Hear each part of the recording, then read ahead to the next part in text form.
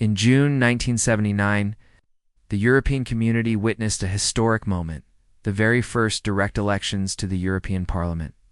Until then, members of the Parliament had been chosen indirectly by national parliaments. For the first time, ordinary citizens across 9 member states were given the power to directly vote for their representatives in a supranational assembly. This moment symbolized the beginning of a new democratic chapter in European integration. Giving legitimacy and strength to the European institutions, the atmosphere in 1979 was a mixture of excitement and uncertainty. Many Europeans were not fully familiar with what the European Parliament actually did. The European community at that time was primarily an economic union, known for creating a common market, agricultural policies, and some trade regulations. Yet the symbolism of voting together across borders was powerful. Polling stations in France, Germany, Italy, Belgium, and other member states were filled with citizens curious about their new role in shaping Europe's political future. The elections themselves were a massive logistical experiment. More than 180 million citizens were eligible to vote, and over 60% actually turned out, showing that Europeans were willing to engage in this new democratic process. The voting systems varied by country. Some used proportional representation, while others adapted their own national systems. Despite differences, the central idea was shared. People's votes would now directly determine the composition of the European Parliament. Politically, the results reflected both national politics and emerging European concerns. Traditional parties like Christian Democrats, Socialists, and Liberals dominated the scene. But what mattered most was that these parties had to coordinate beyond national boundaries. A European identity was slowly being shaped as members of Parliament began working in political groups, rather than strictly by nationality. The 1979 elections also highlighted the role of women in politics. Simone Veil, a French stateswoman and Holocaust survivor, became the first directly elected president of the European Parliament. Her leadership brought dignity and credibility to the new institution. She symbolized the idea that Europe was not just an economic project, but also a moral and political one, committed to democracy, human rights, and peace. Looking back, the 1979 elections may seem modest compared to today's complex European political landscape. Yet at the time they marked a groundbreaking experiment in transnational democracy. The mere fact that citizens from 9 different countries voted together for a shared parliament was revolutionary. It demonstrated that Europe was not just a union of governments, but a union of people. The legacy of 1979 lives on. Every 5 years since then, European citizens have returned to the ballot box, shaping the parliament's role in everything from trade and agriculture to digital rights and climate policies. What began as an experiment in democratic participation has become one of the largest and most significant exercises of supranational democracy in the world. The first European elections set the stage for decades of political evolution, proving that the idea of a people's Europe was not just a dream, but a living reality. The 1980s were a transformative decade for the European Parliament and its elections. After the groundbreaking first vote in 1979, many wondered whether this new democratic experiment could grow roots. By the time Europeans went to the polls again in 1984, the idea of electing representatives to a transnational parliament was no longer novel. It was becoming part of the democratic rhythm of Europe. The 1984 elections revealed that enthusiasm remained, though voter turnout slightly declined from 1979. Citizens in the 10 member states, including Greece, which had joined in 1981, were beginning to see how European policies shaped their everyday lives. Issues such as agriculture, trade, and regional development funding became central to campaigns. Political posters and rallies across Europe reflected both domestic priorities and the larger European vision. One striking feature of the EGEO 1980s elections was the strengthening of political groups within the parliament. Rather than operating as delegations of individual nations, members of the European Parliament MEPs increasingly aligned themselves along ideological lines: conservatives, socialists, liberals, and Greens. This development gave the parliament more coherence and made it look more like a true democratic legislature rather than a collection of national representatives. The 1989 elections carried even more weight. Europe was on the verge of historic change. The Cold War was ending, and the Iron Curtain was beginning to crumble, though the Berlin Wall would not fall until later that year. The elections symbolized the growing confidence of the European community as a political actor. For many citizens, casting their votes felt like participating in a project larger than national politics.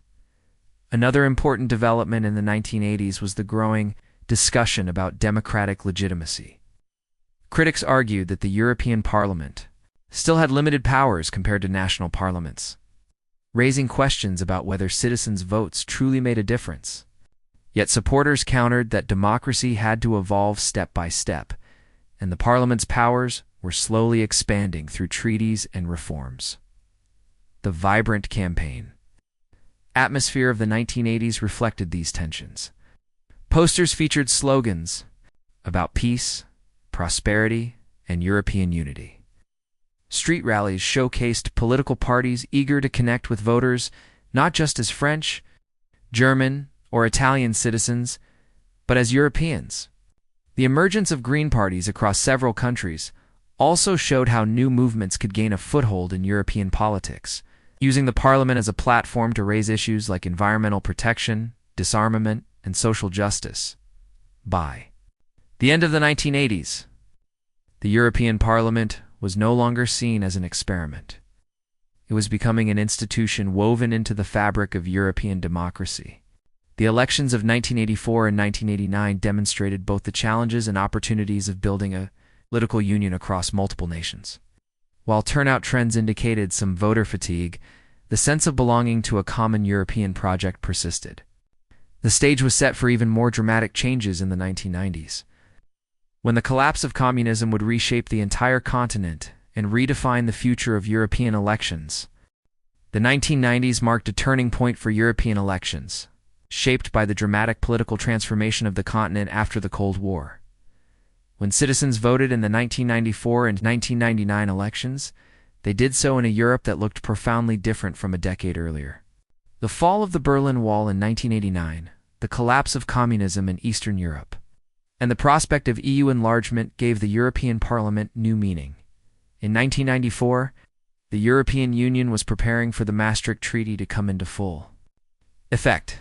This treaty created the European Union itself, launched the path toward the euro, and gave the European Parliament more powers, particularly in lawmaking and budgetary oversight. For voters, this meant that their ballot carried more weight. Campaign posters and debates emphasized the new authority of the Parliament, framing the elections as a genuine opportunity to influence Europe's future. The post-Cold War environment also raised expectations about democracy and unity. Many Eastern European countries, newly liberated from communist regimes, expressed their desire to join the EU, although they were not yet members. Their aspirations influenced the 1990s elections in Western Europe. Citizens understood that Europe was expanding and the Parliament would play a key role in welcoming new members. The 1999 elections were especially significant because they took place just before the EU's largest expansion in history. 10 new countries, many from Central and Eastern Europe, were preparing for accession in 2004. Political parties campaigned on issues like enlargement, economic reform, and the challenges of integrating new democracies into the Union. For the first time, Europeans were debating how to balance diversity with unity on a continental scale. Turnout, however, began to decline in the 1990s. Many citizens still viewed European politics as distant compared to national politics, yet the symbolism of voting in a transnational democracy during a time of historic change was powerful. Campaign images often featured the Berlin Wall, a reminder that democracy was no longer confined to Western Europe. The 1990s also saw the rise of debates about globalization, migration, and the environment issues that transcended national borders and were ideally suited for European-level politics. Green parties and new social movements gained visibility, shaping the Parliament's agenda in ways that would continue into the 21st century. By the end of the 1990s, The European Parliament had grown from a symbolic institution into a legislative body with genuine influence. The collapse of the Cold War order gave the elections new urgency. While the coming enlargement promised to make the Parliament an even more central actor in shaping Europe's destiny, the 2004 European elections were unlike any that had come before. For the first time, citizens from 10 new member states, including Poland, Hungary, the Czech Republic, and the Baltic nations, joined their Western neighbors in voting for the European Parliament. This historic enlargement transformed the EU into a union of 25 countries and nearly 500 million people. The atmosphere was celebratory, but also filled with challenges. For new members, the elections symbolized their return to the European family. After decades under communist rule, campaign posters in Warsaw, Prague, and Tallinn proudly displayed the EU flag alongside national colors, signaling a dual identity, both national and European. Citizens in these countries were eager to make their voices heard, though voter turnout in some new states was lower than expected. Reflecting uncertainty about the Parliament's role, in older member states, the enlargement raised debates about identity, economics, and governance. Western Europeans were excited about unifying the continent, but there were also fears about labor migration, economic competition, and cultural differences. Parties across Europe addressed these issues during their campaigns, sometimes with enthusiasm for integration, sometimes with skepticism. The results of the 2004 elections revealed both optimism and fragmentation. European parties generally retained strength, but Eurosceptic and nationalist parties gained seats as well. The arrival of new MEPs from Central and Eastern Europe brought fresh perspectives, but also highlighted the complexity of managing such a diverse union. Another key theme of the 2004 elections was the European Constitution, a proposed treaty designed to streamline decision-making in the enlarged union. Debates about the Constitution energized campaigns across Europe. While some voters supported it as a step toward deeper unity, others feared it would erode national sovereignty. This tension foreshadowed the challenges the EU would face in the following years, as referendums in France and the Netherlands rejected the treaty. Despite these challenges, the 2004 elections marked a milestone in Europe's democratic journey. For the first time, citizens from Tallinn to Lisbon, from Warsaw to Dublin, cast their ballots in a shared democratic exercise. The diversity of languages, histories, and political traditions reflected both the richness and the difficulty of European integration. The enlargement elections proved that the European Parliament was more than just a symbolic institution. It was the democratic heart of a truly continental project. Yet they also showed that as the Union expanded, so too, with the challenges of representation, legitimacy, and unity. The 2009 European elections took place in the shadow of the Lisbon Treaty, reform that dramatically reshaped the European Union's institutions and enhanced the power of the European Parliament. Ratified later that year, the Lisbon Treaty gave the Parliament equal footing with the Council of Ministers in most legislative areas, turning it into a genuine co-legislator. For citizens, this meant that their votes now mattered more than ever before. Campaigns in 2009 highlighted this new reality. Parties across Europe reminded voters that the Parliament could now influence laws on climate change, consumer rights, digital markets, and foreign policy. Posters and debates emphasized that the elections were no longer a second-order vote, but a key moment in shaping Europe's future. The global financial crisis also dominated the 2009 elections. With unemployment rising and economies shrinking, citizens looked to the EU for solutions. Many demanded stronger regulation of banks, better social protections, and coordinated economic recovery. The Parliament's new powers gave voters reason to believe that their MEPs could help steer Europe through the crisis. Turnout, however, continued to decline, reaching just 43%. Despite the Parliament's growing importance, many citizens still felt disconnected from Brussels politics. Critics argued that the EU remained too complex and remote, while supporters stressed that the Lisbon Treaty was a step toward greater accountability and transparency. The results reflected both continuity and change. The center-right European People's Party remained the largest group, But the socialists, liberals, and Greens also gained influence. The balance of power required coalition building, making the parliament a truly multi-party institution. Importantly, the 2009 elections solidified the role of European political groups rather than national delegations, reinforcing the parliament's supranational character. The Lisbon Treaty also introduced the concept of the Spitzenkandidaten, or lead candidates, for the position of European Commission President. Though the system would be fully tested in 2014, its roots lay in 2009. Citizens were beginning to see a direct link between their votes in the Parliament and the leadership of the EU's executive branch. Looking back, the 2009 elections symbolized a turning point in European democracy. They marked the transition from a parliament with limited authority to one with genuine legislative power. Combined with the challenges of the financial crisis, these elections forced citizens and leaders alike to recognize that Europe's destiny could no longer be shaped by national governments alone. The 2014 European elections will be remembered as the moment when populist and Eurosceptic movements made their strongest impact on the European stage. Across the continent, parties critical of the EU gained significant ground, challenging the traditional dominance of mainstream pro-European groups. The context of these elections was shaped by multiple crises. The Eurozone debt crisis had left deep scars, especially in southern Europe, where unemployment and austerity measures fueled resentment. At the same time, debates about migration and national sovereignty were intensifying. Populist parties capitalized on these anxieties, framing the EU as distant, elitist, and unresponsive to citizens' needs. Campaign posters in 2014 reflected this polarization.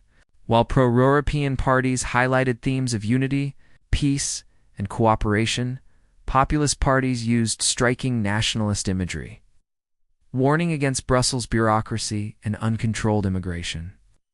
Street rallies often featured dramatic slogans about taking back control. Years before that phrase would dominate the Brexit referendum in the UK, the results were striking.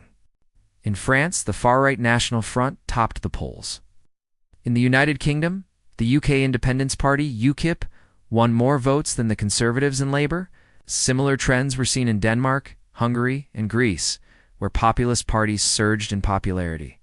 Though they did not command a majority, their presence in the parliament shifted the political balance and forced mainstream groups to address their concerns. At the same time, 2014 elections were historic for another reason. They were the first to fully implement the Spitzenkandidaten process. For the first time, voters knew that their choice of political group could directly determine the president of the European Commission. The European People's Party put forward Jean-Claude Juncker, who ultimately won the post, giving the elections greater democratic legitimacy. Despite the rise of populism, turnout remained low at around 42%. Many citizens continued to see European elections as less important than national ones, even though the parliament now had significant legislative powers. This paradox between growing influence and declining engagement became a central challenge for European democracy. The 2014 elections demonstrated both the strength and vulnerability of the European project.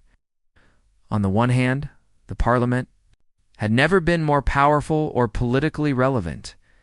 On the other hand, the rise of populist forces exposed deep divisions about the meaning of integration. These elections showed that European democracy was maturing, but also that it could not be taken for granted. The 2019 European elections were among the most dramatic in history, shaped by the shadow of Brexit and the rise of new political forces. For the first time, citizens felt that the very survival of the European project was at stake. The United Kingdom was scheduled to leave the EU in March 2019, yet political chaos in London delayed the process, forcing the UK to participate in the elections. This created a strange situation. British voters elected MEPs even as their country was preparing to exit. The vote became a referendum on Brexit itself, with the newly formed Brexit Party topping the polls in the UK. While pro-European parties gained support elsewhere, across the continent, the elections saw the highest turnout in 25 years, over 50%. This was a remarkable reversal of the long-term trend of declining participation. to young people in particular, turned out in large numbers, motivated by issues such as climate change, digital rights, and social justice. The results reflected a political realignment. Traditional parties, including the European People's Party and the Socialists, lost seats, while Greens and Liberals made major gains. The success of the Greens in Germany, France, and other countries showed that climate change had become a central issue for European voters. Liberals, rebranded as Renew Europe, emerged as a strong centrist force. The rise of populist and nationalist parties continued, but they fell short of dominating the parliament. Instead, the elections highlighted a more fragmented but dynamic political landscape. For the first time, the European Parliament was truly multipolar. Requiring broad coalitions to govern, Brexit symbolism loomed over the entire campaign. EU flags were waved at rallies across Europe as a statement of defiance against disunity. Many citizens who previously felt indifferent to the EU now saw the risks of leaving. The elections became an expression of solidarity with the European project. The Spitzenkandidaten process faltered in 2019 as national leaders bypassed the Parliament's lead candidates and chose Ursula von der Leyen as Commission President. Still, her narrow confirmation reflected the Parliament's growing influence in shaping executive leadership. The 2019 elections revitalized European democracy. With higher turnout, greater youth participation, and new political forces, they showed that citizens cared deeply about Europe's future. They also revealed that the EU was no longer just an elite-driven project but a contested space of genuine political debate. The digital revolution has fundamentally reshaped European elections, particularly in the 2010s and 2020s. Campaigns that once relied on posters, rallies, and television debates now unfold on Facebook, Twitter, Instagram, and TikTok. Digitalization has opened new possibilities for political communication, but also new dangers, including disinformation and cyber interference. Parties across Europe increasingly use targeted advertising to reach specific voter groups. Algorithms allow campaigns to send personalized messages, emphasizing issues that matter most to individual citizens, whether it's jobs, climate change, or migration. While this strategy makes campaigns more effective, it also raises concerns about transparency and manipulation. Social media has also empowered grassroots movements. In the 2019 elections, for example, youth-led climate campaigns used hashtags and viral videos to mobilize millions of young voters. Digital activism gave the Greens a powerful boost, especially among first-time voters. Similarly, populist parties have used online platforms to bypass traditional media and connect directly with citizens, often with provocative messages. However, the digital age has also brought challenges. Fake news, misinformation, and foreign interference have become major threats to European democracy. Investigations revealed attempts by external actors to influence public opinion during European elections through fake accounts and misleading ads. The EU has responded by strengthening regulations on online campaigning and working with tech companies to promote transparency. Another innovation is digital voting. While still limited, some countries like Estonia have pioneered online voting, allowing citizens to cast their ballots securely from their computers. This raises both opportunities for greater participation and concerns about cybersecurity. The COVID-19 pandemic accelerated the shift to digital campaigning. With physical rallies restricted, parties relied heavily on virtual town halls, live streams, and digital debates. This experience highlighted the resilience of European democracy, but also underscored inequalities in access to technology. Digital Haaland has made European elections more immediate, more interactive, and more global. Voters can now watch debates, fact-check claims in real time, and participate in online discussions that transcend national borders. Yet the very speed and openness of digital communication also make it vulnerable to polarization and manipulation as Europe looks to the future. Balancing the benefits of digital democracy with its risks will be one of the Parliament's greatest challenges. Technology has already transformed the way citizens engage with European elections, making them more accessible but also more fragile. The digital age has ensured that European democracy is not just a tradition of the past but a dynamic, evolving experiment in the 21st century. The 2024 European elections took place in a world marked by turbulence, from the war in Ukraine to economic challenges and the climate crisis. For many citizens, these elections felt more consequential than ever, as the EU faced external threats. In internal divisions, the war in Ukraine was the dominant issue. Russia's invasion not only reshaped European security but also highlighted the EU's role as a geopolitical actor. Campaigns across the continent emphasized solidarity with Ukraine, energy security, and defense cooperation. Posters often displayed the Ukrainian flag alongside the EU stars, symbolizing unity in the face of aggression. Climate change was another defining theme. Young voters demanded urgent action, pressing parties to commit to ambitious green policies. The success of the Greens in previous elections carried forward, though debates about balancing environmental goals with economic realities intensified. Farmers' protests in several countries highlighted the social costs of transition. Economic concerns also shaped the elections. Rising inflation, the cost of living, and debates about EU fiscal policy featured prominently in campaigns. Citizens wanted reassurance that the EU could protect them from global shocks while ensuring prosperity. Turnout in 2024 was higher than in previous decades, reflecting the sense of urgency. Citizens understood that their votes mattered in shaping the EU's response to crises. Youth participation remained strong, driven by climate activism and digital mobilization. Politically, the results showed both continuity and change. Pro-European parties retained a majority, but populist and nationalist forces remained influential, particularly in debates about migration and sovereignty. The parliament emerged more fragmented, requiring broad coalitions to pass legislation. The 2024 elections also reflected the growing role of technology.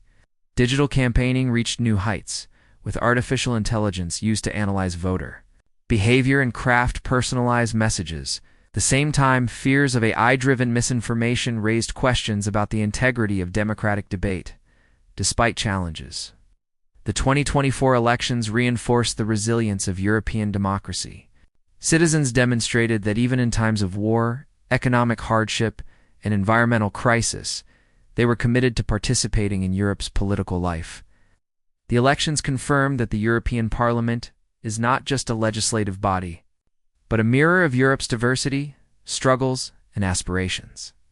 As the European Parliament looks toward the future, its elections face unprecedented opportunities and challenges. From the modest beginnings of 1979 to the complex, digitally driven campaigns of today, European democracy has evolved dramatically. Yet the path ahead will demand careful balancing between technology, citizen engagement, and the core principles of democracy. One major development will be the expansion of digital voting. Estonia has already demonstrated that secure online elections are possible. Widespread adoption across the EU could make voting more accessible for young people, expatriates, and those with mobility issues. However, it also raises concerns about cybersecurity, potential hacking, and unequal access to technology in less connected regions. The success of digital democracy will depend on robust safeguards and public trust. Artificial intelligence is poised to play an increasing role in shaping campaigns. Parties may use AI to analyze voter preferences and craft personalized messages. While voters could rely on AI tools to fact-check statements and compare policies, this has the potential to increase informed participation, but it also introduces ethical questions about manipulation, privacy, and algorithmic bias. The EU will likely need new regulations to ensure that AI enhances rather than undermines. Democratic process is another significant factor as the evolving sense of European identity. For decades, elections have sought to unify citizens across national borders, but challenges remain. Issues like migration, climate change, and economic inequality will test the ability of the EU to act collectively. Citizens may increasingly expect that their votes influence policies that affect not just their own country, but the continent as a whole. Building a stronger sense of shared identity will be key to sustaining voter engagement. Youth participation will continue to be crucial. As climate activism, digital literacy, and global awareness grow among young Europeans, the Parliament will increasingly reflect these priorities. Parties that can connect with younger voters, both online and offline, will shape the next generation of European politics. Finally, global challenges such as security threats, energy transitions, and climate change will define the political agenda. European elections will be less about domestic politics and more about how the EU positions itself in a rapidly changing world. Citizens will be called upon to consider the broader consequences of their votes, from geopolitical stability to sustainable development. Looking back, the European Parliament has come a long way since 1979. What began as a symbolic experiment is now a powerful, supranational institution influencing legislation, budgets, and the direction of the European project. The future will depend on the ability of citizens, parties, and institutions to embrace technology responsibly, strengthen democratic legitimacy, and cultivate a shared European identity. The coming decades will test whether European democracy can adapt to new realities while remaining true to its founding ideals. If it succeeds, the European Parliament will continue to serve as a model of transnational democracy, inclusive and resilient. The future of European elections is not just about casting votes. It is about shaping the continent, responding to global challenges, and defining what it means to be European in the 21st century.